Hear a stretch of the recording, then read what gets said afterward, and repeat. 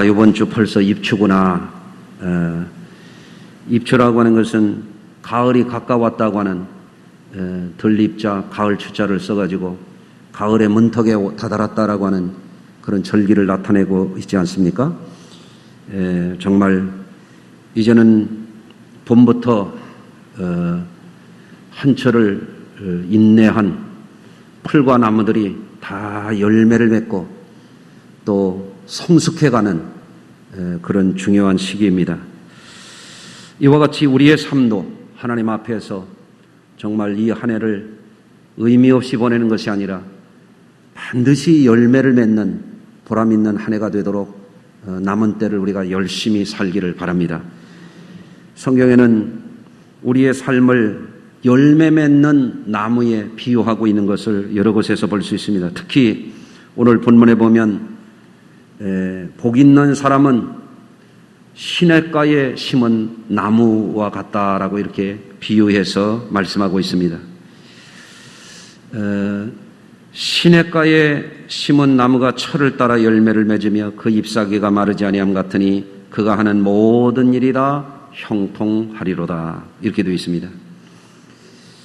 여러분, 이 나무가 요즘에도 일전에 어디를 제가 이렇게 지나다 보니까 비싼 소나무를 갖다가 열몇 그루를 심었는데 한두 그루만 살고 더 뻘겋게 죽어가는 걸 볼 수 있었어요.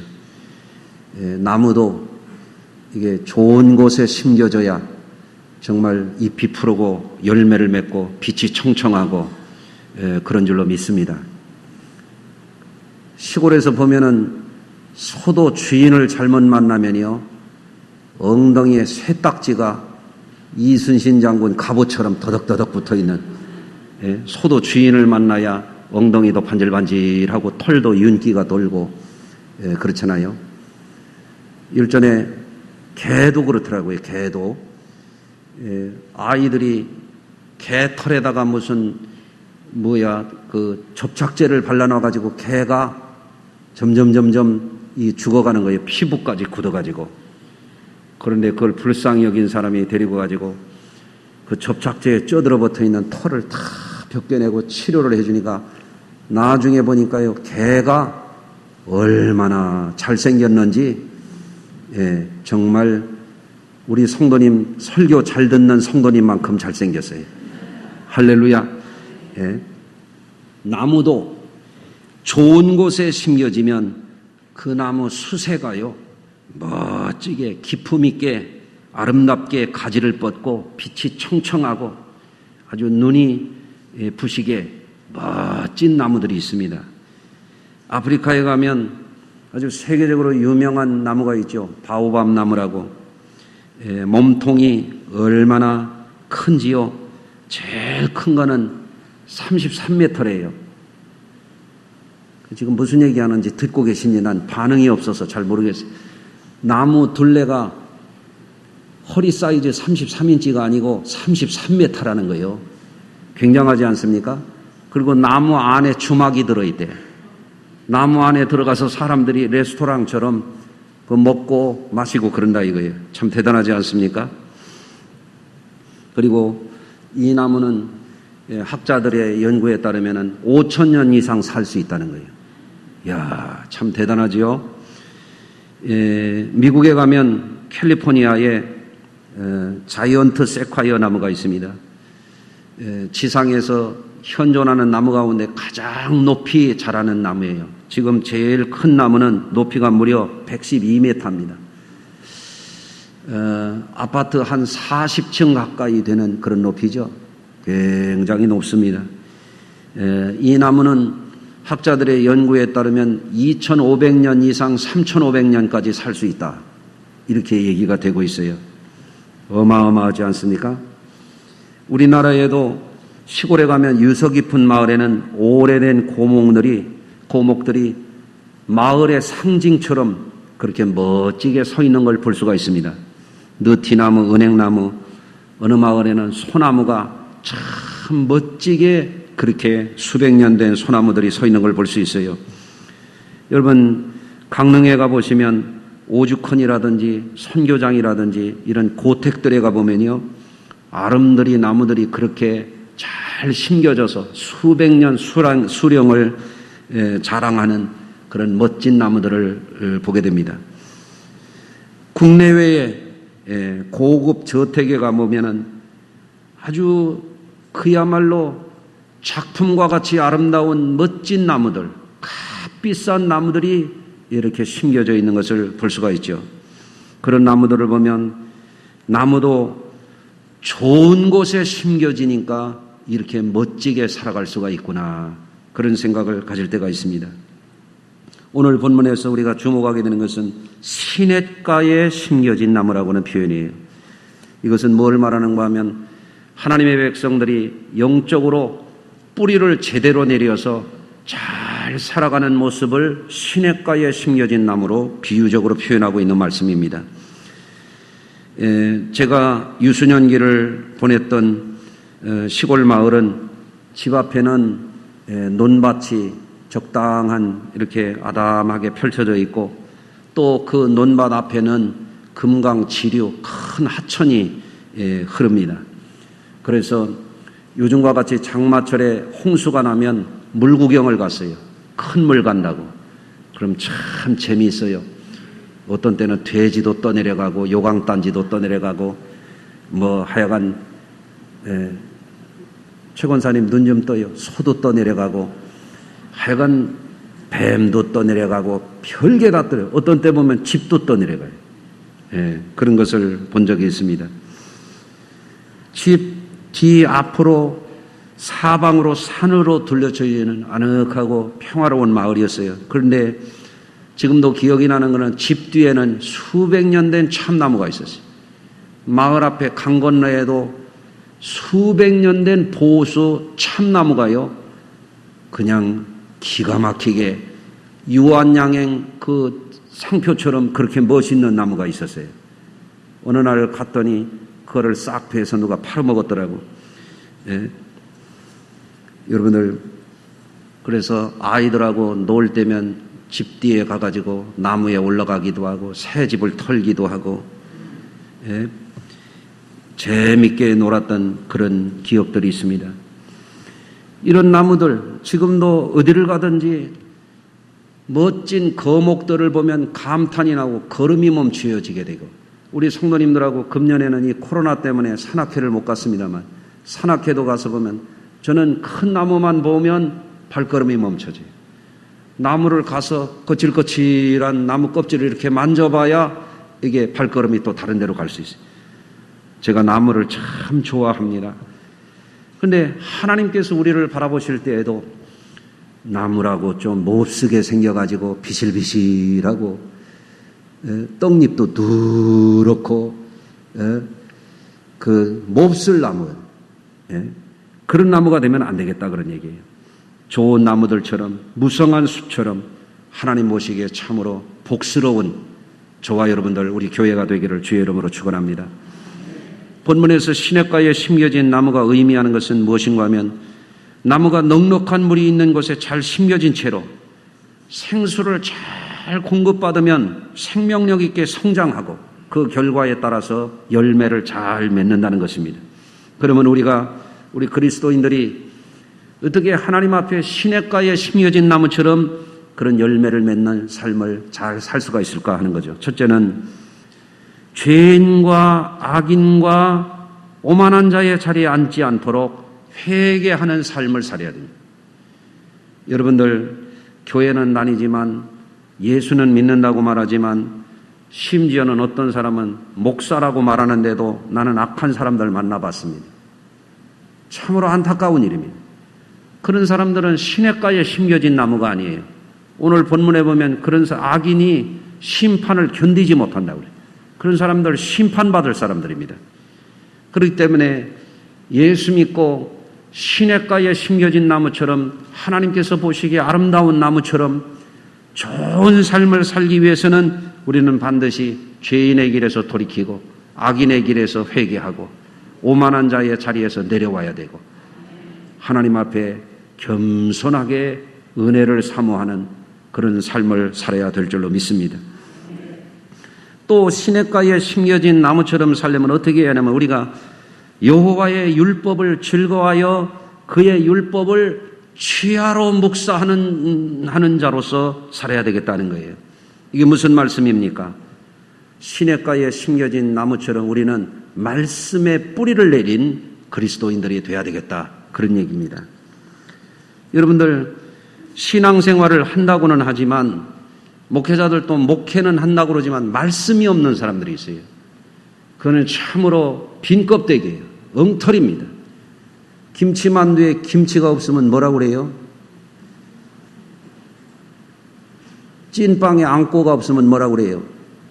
내가 알려드렸잖아요. 개떡이라고 그런다고요. 네? 예수는 믿는데 말씀이 없어. 목회는 한다고 그러는데 이 책 저 책 갖다가 읽어가지고 무슨 복음에 물타기 해가지고 변질시켜가지고 이상한 신학을 뒤섞어가지고 엉터리를 강단에서 해가지고 성도들의 심령을 말씀에서 떠나가게 하고 그런 사람들도 있습니다. 그거는 죽은 목회입니다. 죽은 목회. 말씀이 있어야 돼요. 말씀. 아멘. 우리 성수교회는 말씀이 살아있는 교회가 되어야 됩니다. 말씀에 뿌리가 없는 사람은 어떻게 됩니까? 시험이 오면, 환난이 오면, 가뭄 같은 게 오면은 뿌리가 말라버리는 거예요. 바람이 불면 쓰러지는 거예요. 언젠가 필리핀에 갔더니요, 큰 망고나무가 태풍에, 우리나라보다도 거기는 태풍이 두세 배 세더만요. 느티나무만한 것이 뿌리째 뽑혀가지고 옆에 나무에 뿌리가 가서 걸려 있더라니까. 이래도 안 놀래요? 나는 굉장히 놀라웠어요. 야, 이게 뿌리가 깊지 않으니까 소용이 없구나. 예수 믿는 사람도 마찬가지입니다. 세상에 유혹이 있고 마귀의 시험이 있고 사람의 미혹이 있으면 뿌리채 뽑혀가지고 여러분 나무가 바싹 말라서 나중에는 어떻게 돼요? 뗄감밖에 될 게 없는 거예요. 불구덩이에 던져지는 것입니다. 신앙도 마찬가지입니다. 우리 그리스도인들이 정말 신앙의 뿌리가 말씀의 뿌리를 깊이 내려야 돼요. 따라서 하십시다. 주여, 주의 생명의 말씀에 우리 신앙의 뿌리가 깊이 내리게 하옵소서. 아멘. 코로나 사태가 일어나니까 말씀에 뿌리가 없는 사람들은 주일도 지켰다 안 지켰다 그러고 내 마음대로 내 뜻대로 그런 사람들이 있지만 오늘도 장마가 와도 밤새 폭우가 내렸어도 내일은 교회 가야지 그러셨어요? 네. 내일 비가 안 오면 교회 가고 비가 오면 제끼자 그러셨어요? 어떤 사람은 휴가철만 되면 믿음이 어디로 도망가 버려요. 추석날 설날만 되면 믿음이 어디로 도망가 버려요. 말씀에 뿌리를 내리지 않은 거예요. 예? 여러분들 예수 믿는 사람은 코로나 정도 이겨야 되지 않겠어요? 할렐루야. 여러분 예레미야 17장 7절입니다. 무릇 여호와를 의지하며 여호와를 의뢰하는 그 사람은 복을 받을 것이라. 그는 물가에 심어진 나무가 그 뿌리를 강변에 뻗치고 더위가 올지라도 두려워하지 아니하며 그 잎이 청청하며 가뭄은 해에도 걱정이 없고 결실이 그치지 아니함 같으리라. 신앙의 뿌리가 하나님의 말씀에 하나님께 깊이 내린 사람은 시냇가에 심겨진 나무처럼 가뭄은 해에도 걱정이 없고 잎이 청청하고 열매가 그치지 않는다 이거죠. 할렐루야. 저는 우리 성수교회가 그런 교회가 되고 우리 성도님들이 그런 성도님들이 되기를 바랍니다. 셋째로 우리 그리스도인들이 시냇가에 심겨진 나무처럼 살려면 어떻게 해야 되느냐? 좋은 열매를 맺는 삶을 살아야 됩니다. 한번 따라서 하시겠어요? 주여, 좋은 열매를 풍성히 맺게 하여 주시옵소서. 아멘. 예수는 믿는다고 말은 하는데 교회는 오래 다녔다고 말을 하는데 열매가 없다? 그거 잘못된 것입니다.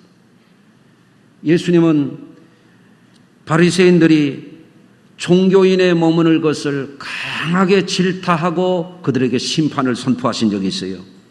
왜 그런지 아십니까? 예수님이 선한 일을 하는데 쫓아다니면서 악하게 해방을 놓는 것이었어요. 예수님은 그들이 악한 열매를 맺는 것을 책망하신 것입니다. 여러분, 그래서 마태복음 12장 33절에 가서 보면 이렇게 말씀하십니다. 나무도 좋고 열매도 좋지 않다 하든지 좋다 하든지 나무도 좋지 않고 열매도 좋지 않다 하든지 하라. 그 열매로 나무를 아느니라. 독사의 자식들아, 너희는 악하니 어떻게 선한 말을 할 수 있느냐. 이는 마음에 가득한 것을 입으로 말함이라. 선한 사람은 그 쌓은 선에서 선한 것을 내고 악한 사람은 그 쌓은 악에서 악한 것을 내느니라. 예수님이 죄인을 살려주고 예수님이 병자를 고쳐주고 예수님이 귀신을 쫓아내고 배고픈 자를 먹여주고 외로운 자들에게 벗이 되어주고 어리석은 자에게 스승이 되어주고 길 잃은 자에게 선한 목자가 되어주고 아멘 할 때까지 죽어가는 자를 살려주고 예수님이 악한 일을 하신 적이 없어요. 그런데 악한 말로 예수님을 쫓아다니면서 회방을 놓고 그들이 하나님을 믿는다는 사람들이, 그들이 자칭 경건하다는 사람들이 예수님의 말씀하니다. 독사의 자식들아. 이건 무슨 말입니까? 마귀의 자식이래요. 마귀의 자식. 하나님을 믿는다고 말하지만 그들이 하는 열매를 보니까 이게 마귀 자식이에요. 예? 참으로 무서운 말이죠. 일전에 7월 마지막 날에 신천지 교주가 구속이 됐습니다. 여러분, 신천지 교주가 얼마나 많은 믿음의 가정들에 침투해가지고 일반 교회에 침투해가지고 교회를 분열시키고 예수 믿는 가정을 파괴하고 심지어는 예수 믿는 부부들 간에도 부부가 예수 안 믿으면 이혼하라 그러고 얼마나 많은 악행을 저질렀는지 알 수 없어요.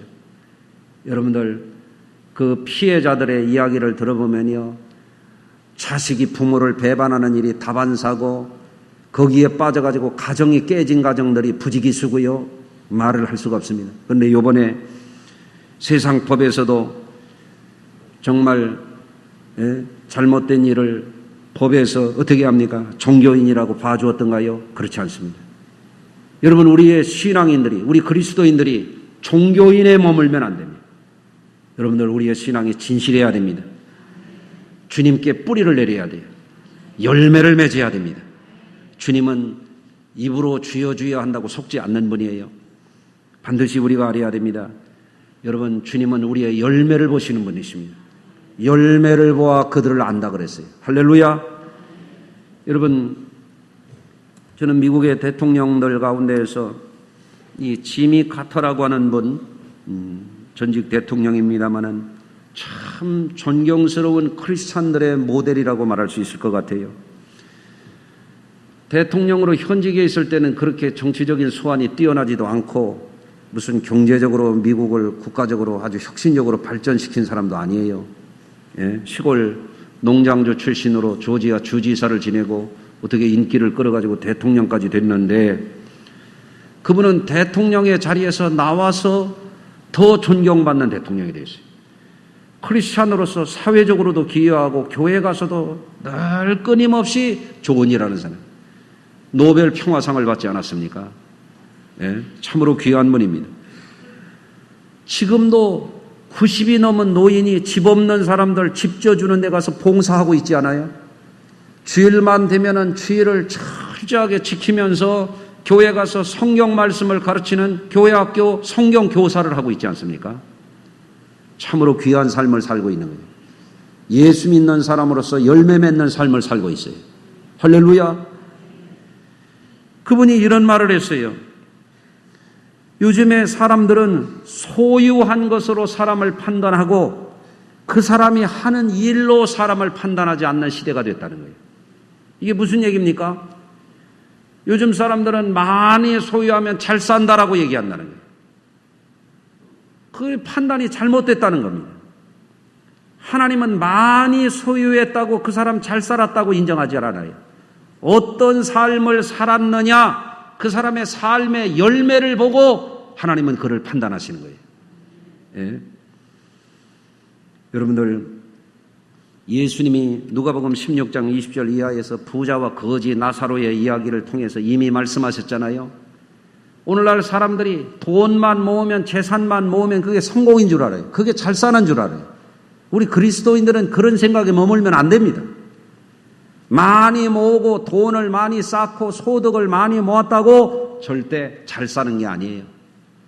우리 그리스도인들은 하나님 앞에 열매 없는 삶을 살면 아무리 경제적으로 사회적으로 비즈니스나 직장에서 성공한다 할지라도 하나님 앞에 실패자예요.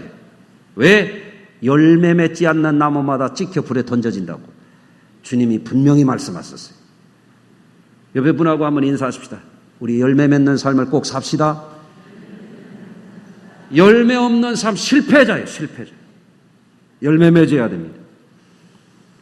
여러분, 미니멀리즘 운동이라고 하는 것에 대해서 아시는지 모르겠어요. 미니멀리즘, 비우는 사람들의 이야기라고 하는 79분짜리 다큐멘터리를 제가 지난주에 봤어요. 2016년에 이게 상영된 작품인데 두 청년의 이야기예요. 조슈아와 라이언이라고 하는 사람이 주인공입니다. 라이언은 치열한 삶을 살면서 부자가 되기 위해서 열심히 공부하고 대기업에 남부러운 직장에 들어갔어요. 고액의 연봉을 받았어요. 그런데 돈을 많이 받고 직장에서 치열하게 일해가면서 승승장구하다 보니까 어느 순간부터 행복하지 않더라는 거예요.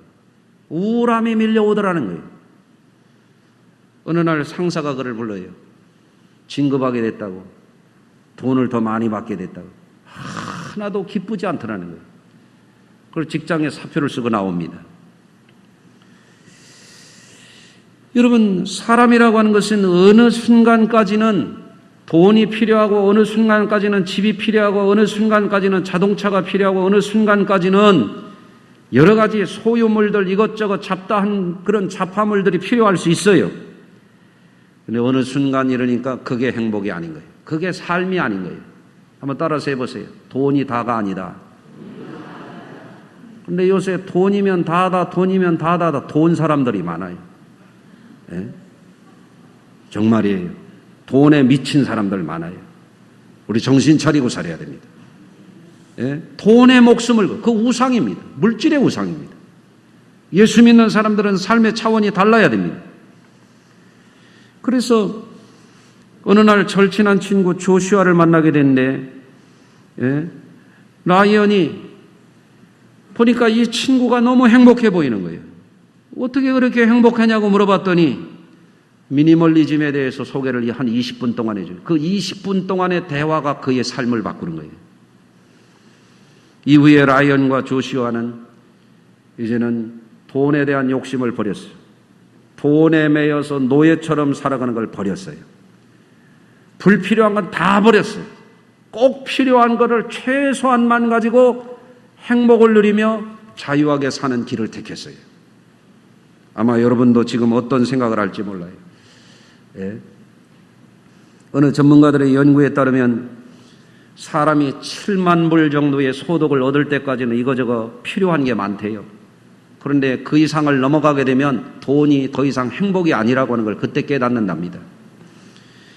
여러분, 빙하 사진작가 제임스 발로그라고 하는 그이가 기후변화에 오늘날 세계에 큰 영향을 주고 있습니다. 이 사람은 학자들이 데이터를 가지고 기후변화가 어떤 사람은 환경오염 때문에라고 하고 어떤 사람들은 아니라고 빙하기가 반복됐다고 해가면서 하면 그런 이야기 사이에서 기후변화에 대한 사람들의 이런 과오가 믿을 수 없다고 하는 회의주의자였어요. 그런데 우연히 2005년도에 극지방에 사진을 찍으러 갔는데 그때 심각성을 알게 됐어요.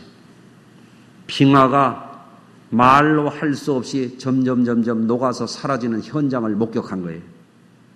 그래서 그가 더 익스트림 아이스 서베이라고 하는 프로젝트에 참여해가지고 북극의 빙하가 1년만 해도 몇십 미터씩 녹아서 없어지는 현장을 보고 끔찍하게 여깁니다. 이게 과거에 자연적으로 수만 년 동안 빙하가 녹고 얼고 하던 이런 주기의 문제가 아니고 지금 이 시대에 이 빙하가 녹아 없어지는 것은 그야말로 환경오염에 따른 재앙이로구나. 이것을 학자들이 데이터 가지고 얘기하면 사람들이 헷갈리니까 눈에 보이는 시각화를 해가지고 세상에 이 위험을 알려야 되겠다.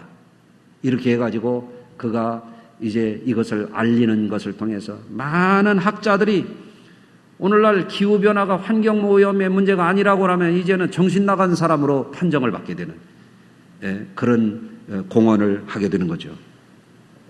여러분들, 우리가 어느 분야에 있든지 직장 생활을 하든지 어느 전문 영역에서 작가 생활을 하든지 어느 가정주부로서 가정살림을 하든지 어느 사업가로서 어느 분야에서 역량을 발휘하든지 중요한 게 있습니다. 우리의 삶에 우리가 맺을 수 있는 결과, 인류와 사회를 위하여 하나님 나라를 위하여 우리의 구주가 되시는 그분이 원하는 선한 열매가 무엇이냐 이거예요. 예. 암투병 하시는 원로 장로님하고 몇 차례 제가 통화하는 중에 어저께에도 제가 통화를 했어요. 이제는 암이 이제는 방광, 척추, 등뼈 여기저기 퍼져가지고 통증이 심하니까 병원에 입원하셔가지고 이 마취 패치를 붙이시고 얼마를 사실지 알 수 없는 그 시간 속에 있는 장로님이십니다. 제가 전화를 하고 기도를 해드리면서 이제 대화를 나누는데 장로님이 그러시는 거예요. 의사하고 대화하기를 내가 고치려고 하는 게 아니라 통증을 좀 잘 다스릴만 하면 하나님이 데려가실 때까지 나와서 좀 전도도 좀 하고 좋은 일 좀 더 하다 갔으면 좋겠다고 그렇게 말씀하셨다는 거예요. 야, 우리 장로님이 진짜 믿음이 있으시대요. 할렐루야. 저는 그분이 병원에서 걸어 나오셔가지고 뭐 전도를 하든 무슨 선한 일을 하든 이미 하나님이 그 마음을 받으셨다고 저는 믿어요. 얼마나 훌륭합니까? 예? 이제는 의학적으로 더 이상은 이제 통증을 완화하는 정도지 어떻게 치유에 대한 생각을 갖기 어려운 상황인데도 그 장로님의 마음속에는 남은 시간이 얼마인지 알 수 없지만 주님을 위해서 열매 맺는 삶을 살겠다는 거예요. 예? 얼마나 귀합니까? 할렐루야. 여러분, 우리에게 하나님이 주어진 시간이 얼마일지 우리에게 남은 세월이 얼마일지 알 수 없습니다. 그러나 우리가 어떤 삶을 얼마만큼 살든지 간에 우리 그리스도인들은 결코 세월을 허송하면 안 돼요. 예. 게으르면 안 돼요. 예수 믿는 사람들은 게으르면 안 돼요. 예. 예배도 일찍 오고 아멘도 좀 빨리빨리 하고 게으르면 안 돼요. 게으르면 정신력도 약해지고 몸도 무너지고 예. 신앙생활 엉터리로 하게 됩니다. 잘못됩니다. 우리는 세월을 아껴서 부지런히 열심을 품고 주님을 잘 섬기면서 나의 삶을 통해서 내가 시냇가에 심은 나무처럼 생수의 근원이 되신 주님께 뿌리를 내리고 나의 삶을 통하여 주님이 어떤 열매를 기뻐하실지 열매를 맺는 삶을 바라봐야 돼요. 할렐루야. 할 수 있는데도 잘못된 세상 풍조에 매여서 사랑하지 못하고 나누지 못하고 섬기지 못하고 사는 사람들이 너무 많아요. 그게 불행인 거예요. 예? 서로 사랑해야 될 가족이 사랑하지 못해요. 서로 사랑해야 될 교우끼리 사랑하지 못해요. 서로 나눠야 되는데 나누지 못합니다. 서로 섬기면서 살아야 되는데 그걸 못하는 거예요. 그냥 돈만 모으느라고 아침부터 저녁까지 어떤 때는 밤까지 몸이 그냥 피곤해서 쓰러질 정도로 뛰어다니지만 사랑하지 못하는 거예요. 나누지 못하는 거예요. 섬기지 못하는 거예요. 그러다가 주님 앞에 서면 너 뭐하다 왔느냐? 돈 벌다 왔습니다. 그게 열매입니까? 돈을 왜 버는가? 일을 왜 하는가? 거창한 얘기 하는 게 아닙니다, 지금. 여러분들, 우리는 열매 맺는 삶을 잃어버리면 안 된다. 그런 얘기를 하는 거예요. 마태복음 7장 18절입니다.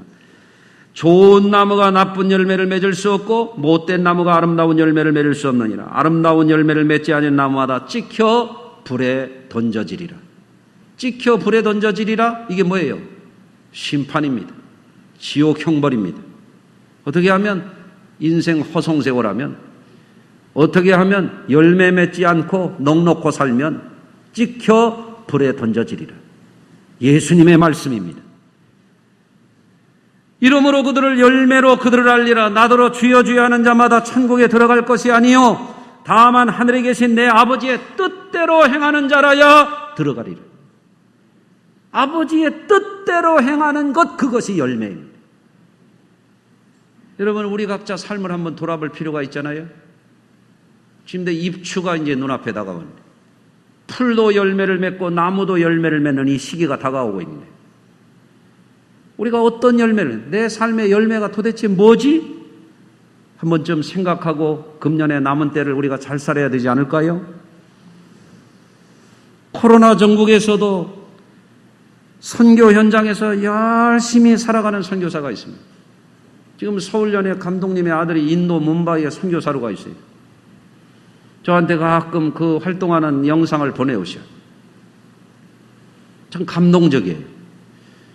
나라에서 코로나 많이 발생하는 지역에 있는 사람들 다 비행기 띄워가지고 들여오는데 이 선교사님은 나올 수 있는데 안 나오고 거기에 남아서 빈민촌에 남아가지고 쌀 떨어져서 죽을 것 같은 빈민들에게 쌀 날라주고, 예? 마스크 쓰고 다니면서 감염돼서 죽을 수도 있는 위험을 감수하고 복음을 전하는 거예요. 뭐를 위하여? 열매 맺는 삶을 위하여. 이렇게 살다가 죽더라도 내가 열매 맺어야 되겠다. 그 사명 때문에 열심히 살고 있는 거죠. 얼마나 감동적입니까? 별로 감동을 안 하시는 것 같으네요. 예. 지금도 우리 교회에서도 매주마다 와서 봉사하고 새벽 제단을 쌓으면서 주의 종과 성도들 위해서, 나라와 민족을 위해서, 한국 교회와 가족들을 위해서, 믿음이 연약한 성도들과 병약하고 고통하는 성도들을 위하여 힘쓰고 애써서 선한 싸움 싸우며 열심히 기도하는 분들이 있습니다. 이것도 주님께서 보시기에 선한 열매입니다. 아멘. 여러분들, 기근의 때에 물이 귀한 것처럼 코로나 시대에 우리는 하나님 앞에서 생수의 근원 되신 그분께 뿌리를 내리지 않으면 자칫 자기 우상에 빠져서 나나 그냥 일신만 그저 보호하기 위해서 급급하다가 목적도 없이 게으르고 아니라 하고 향방 없이 허공을 치듯이 오늘도 걷는다마는 정처 없는 내 발길, 이리 갈까 저리 갈까 차라리 돌아갈까 그러다가 망하는 인생이 될 수도 있다 이거예요. 세월을 아껴야 됩니다. 정신 바짝 차려야 됩니다. 예수 믿는 사람들은 다르게 사는 사람들입니다. 여러분, 신앙생활을 하지만 여호와의 율법을 주야로 묵상하고, 주야로 묵상한다는 얘기는 뭐예요? 매일 성경 읽는다는 얘기거든요. 매일 텔레비는 읽고 신문을 읽고 스마트폰을 읽는데 성경은 한 자도 안 읽고 어떻게 그리스도인다운 그리스도인으로 살 수 있습니까? 세상 충만한데, 세상 이야기 충만한데 어떻게 그게 시냇가에 심겨진 나무일까요? 예수를 정상적으로 믿는 그리스도인이라면 매일 성경을 읽어야 돼요. 얼마 전에 코로나가 심할 때 몇십 명씩 막 되고 할 때 우리 큰아이를 제가 한 달 동안 출퇴근시켜준 적이 있어요. 야, 아버지가 한가해서가 아니라, 예? 네가 감염이 되면 아버지 교회 문 닫아야 돼. 그 아버지가 너 보호하느라고 그러고 우리 교회 보호하느라고 그래. 그럼 태우고 가면서 물어봤어요. 야, 너 성경 읽니? 물었어요. 직장에 다니고 돈만 벌고 야근하고 너 성경 읽니? 아이, 그럼요. 우리 애가 그러더라니까. 여러분 물어봐요. 그런 거 아닌 거라. 매일 읽어요. 아, 진짜냐? 아버지, 내 휴대폰 보실래요? 내 휴대폰에 매일 성경이 뜨게 돼 있어요. 출근할 때, 퇴근할 때 성경 읽고 큐티도 매일 해요. 할렐루야. 그래야지. 직장 생활하다가 너 하나님 놓치면 안 돼. 아멘. 매일 성경도 안 보고 신문만 보고 텔레비만 보고 유튜브만 보는 사람들이 어떻게 정상적인 시냇가에 심겨진 나무로 살 수 있냐 이거요. 어떻게 선한 열매를 맺을 수 있냐 이거요. 세상 열매나 맺을 수 있지. 주야로 묵상하는 자로다. 주야로 묵상하는 자로다. 매일 성경 보세요. 매일. 조금이라도. 매일 기도하세요. 묵상이 뭐예요? 기도하라는 얘기예요. 기도. 말씀 보고 기도하는 거예요. 그래야 우리가 좋은 열매 맺을 수가 있을 줄로 믿습니다. 자칫하면 우리도 허망한 것에 소망을 두고 잘못된 데 뿌리를 내리고 하나님 보시기에 선한 열매 하나도 맺지 못하고 게으르고 자만심에 빠져서 잘못된 화목거리가 되는 그런 잘못된 나무가 되지 않을까요? 조심해야 될 줄로 믿습니다. 그러므로 오늘부터 말씀을 읽고 기도하면서 해야 돼. 뭐를 해야 되냐? 이제부터 열매 맺어야 돼. 어떻게 할까요? 좋은 말을 해요. 좋은 말. 좋은 말을 해야 돼. 좋은 말. 좋은 마음을 품어야 돼. 좋은 생각을 해야 돼. 작은 거라도 자꾸 나눠야 돼. 나눠. 막 요즘 사람들은 움켜쥐려고만 해. 모아놓으려고만 해. 물질의 우상에 빠지지 마. 작은 거라도 부모님에게도 자녀들에게도 형제들에게도 자꾸 나눠. 지난번에 제가 여름에 텀블러가 하나 필요하더라고요. 얼음 넣어가지고 커피를 시원하게 좀 먹고 싶은 생각이 있어요. 그거를 하나를 사려고 하다가 걸려가지고 텀블러를 6개나 샀네. 하나 사니까 이놈 걸리고 저놈 걸리고 우리 며느리 걸리고 텀블러 6개 샀어요 내가. 그랬더니 이놈들이 얼마나 좋아하는지 말이에요. 아유, 주니까 행복하구나. 한번 따라서 해보세요. 주면 행복해진다. 오늘부터 해보라니까요. 줘봐요. 주는 사람의 행복이 있는 거예요. 나눠봐요. 나누는 사람의 행복이 있는 거예요. 거창한 거 아니야. 굉장한 거 아니야. 좋은 말 해봐요. 나쁜 말 하면 마음에 독이 나. 나쁜 말을 너무 해가지고 어떤 사람은 보면 독사 같아. 예수 믿는 사람들이 덕된 말을 하고, 할렐루야. 미루지 말고. 전에 초년 목회할 때 장로님 딸이 은혜 받았는지 하루는 그래요. 목사님, 제가 크면 목사님 그랜저 사줄게요. 그때는 그랜저가 제일 좋은 차였어요. 근데 나중에 크면이라고 하는데 지금 큰 제가 오래됐는데 아직도 기별이 없어. 나중에 보자는 놈 다 소용없어요. 지금 오늘 여기부터 좋은 말하고 작은 거부터 나눠요. 작은 거. 작은 거 잘하는 사람이 큰 것도 잘할 수 있어요. 아멘. 옛날에 전쟁터에서 총상으로 죽어가는 청년에게 군목이 물었습니다. 자네 부모님에게 마지막 남길 말 있으면 내가 꼭 전해드리겠네. 예, 목사님, 행복하게 죽었다고 말해주세요. 그리고 또 한 가지가 있는데요. 저 주일학교 선생님에게 꼭 전해주세요. 뭐라고 할까? 나는 크리스찬으로 천국 갔다고 꼭 좀 전해주세요. 선생님의 가르침을 내가 잊지 않았다고 전해주세요. 군목이 수소문해가지고 주일학교 선생님에게 편지를 보냈어요. 그리고 두어 주 지나서 답장을 받아서 주일학교 선생님 편지가 이렇습니다. 목사님, 나는 지난주 주일학교를 떠났었습니다.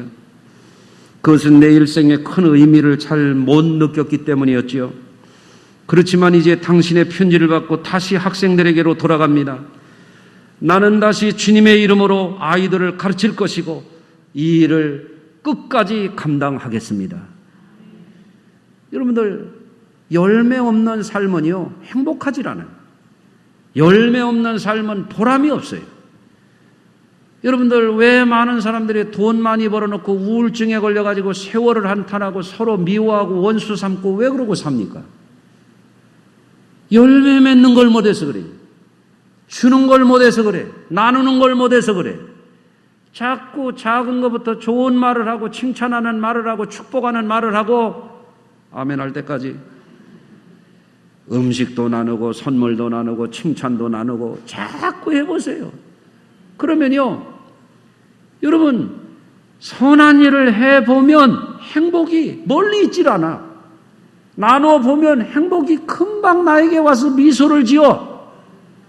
내가 선한 일을 하면은요, 내 영혼이 기뻐해. 내가 선한 열매를 맺으면은요, 하나님이 기뻐하는 걸 내가 느낄 수가 있어. 예수를 백날 믿고 수십 년 믿어도 열매가 없으면 날이 갈수록 그 영혼이 곤고하고 날이 갈수록 영혼이 드라이해지는 거예요. 건건한 땅에 심겨진 나무가 되지 시냇가에 심겨진 나무하고는 거리가 먼 거예요. 예수 잘 믿는 사람은 그렇기 때문에 오늘부터라도 작은 일부터라도 집안에서 걸레질하고 빗자루질하는 거라도 교회 와서 작은 봉사하는 거라도 열매 없는 나무가 되지 말고 오늘부터 여러분들이 좋은 열매 맺으세요. 좋은 열매 맺으면 좋은 사람 돼요. 좋은 열매 맺는 사람들에게 하늘의 상이 약속이 되어 있어요. 여러분들, 오늘부터 내가 이런 열매 맺기를 결단하고 그저 돈의 영혼을 팔지 말고 세상의 허망한 것에 뜻을 두지 말고 좋은 일을 하고 선한 사업에 부하고 나눠주기를 힘쓰라고 하는 말씀대로 부지런히 선한 열매 맺는 저와 여러분들 되시기를 주의 이름으로 축원합니다. 기도합니다. 하나님 아버지, 어려운 시기를 지나고 있지만 이때가 더욱더 우리에게 좋은 열매를 맺을 수 있는 기회인 줄로 믿습니다. 오늘도 힘겨워하고 어려워하는 가족들, 우리 교우들, 또 우리 주변 사람들, 직장 동료들, 사업 파트너들, 많은 사람들에게 예수 사랑을 가지고 가서 선한 일 할 때 저주가 변하여 축복이 되며 불행이 변하여 행복이 되며 하늘문이 열려지는 놀라운 은혜를 경험하게 될 줄로 믿습니다. 우리 성도들이 가는 곳마다 원망과 불평과 비판과 비난이 가득한 세상 속에 선한 말을 하여 듣는 사람에게 은혜를 끼치게 하시고 집안에서 등불을 켜서 집안을 비추게 하시고 산 위의 동네를 비추게 하여 주시고 어느 곳에 가든지 선한 열매를 통하여 하나님께 영광을 돌리게 하여 주시옵소서.